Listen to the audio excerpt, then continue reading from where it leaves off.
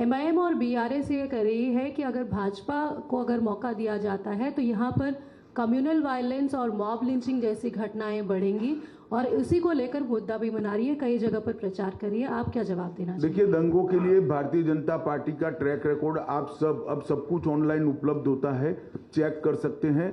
जहां जहां भारतीय जनता पार्टी की सरकारें बनी है वहां दंगे समाप्त हो गए। दंगों का ट्रैक रिकॉर्ड सबसे खराब अगर किसी का है तो कांग्रेस पार्टी का है।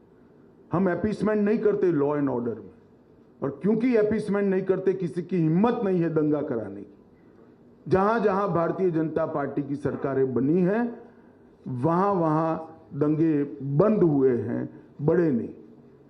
प्रियंका गांधी ने बोला कि ये जो भी वोट आप मोदी को देंगे वो फाइनली जाएगा बीआरएस के पास। जैसा आप कांग्रेस के ऊपर आरोप लगा रहे, सेम वही बात उन्होंने भी बोली कि कोई सवाल ही नहीं खड़ा होता। मैं सार्वजनिक रूप से स्पष्ट करना चाहता हूं, भारतीय जनता पार्टी और बीआरएस से कभी सैद्धांतिक रूप से समझौता नहीं हो सकता, ना पॉलिटिकल अलायंस हो सकता है, ना टैक्टिकल अलायंस हो सकता है। सर, दिस इज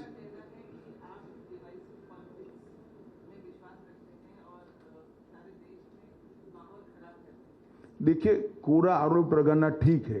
क्या मुस्लिम रिजर्वेशन देना ये विभाजनकारी पॉलिसी नहीं है? क्या तेलंगाना विमोचन दिन नहीं मनाना, हैदराबाद विमोचन दिन नहीं मनाना, वो किसके डर से नहीं बनाते हैं? हमारा एक तो उदाहरण दीजिए, क्या विभाजनकारी पॉलिसी है हमारी? तेलंगाना में बहुत भ्रष्टाचार करा अब बोल रहे हैं, अभी तक एक्शन नहीं ले रहे हैं।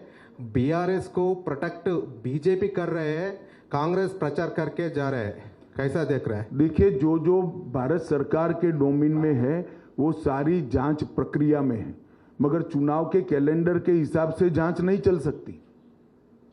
मैं आपको स्पष्टता पूर्वक बताता हूं, भारतीय जनता पार्टी की तेलंगाना में सरकार बनने के बाद एक एक करप्शन की जांच होगी और रिस्पॉन्सिबल लोग जेल की सलाखों के पीछे जाएंगे।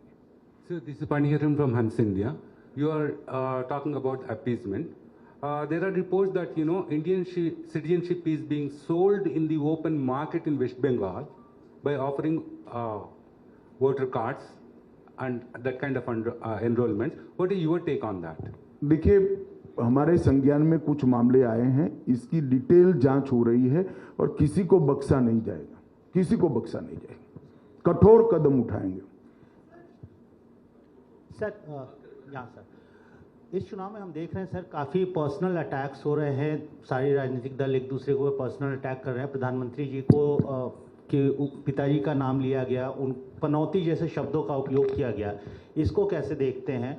देखिए, जब जब भी प्रधानमंत्री जी के बारे में बिलो द बेल्ट लैंग्वेज का उपयोग हुआ है, देश में कोई भी राज्य हो, जनता ने उसका करारा जवाब दिया है।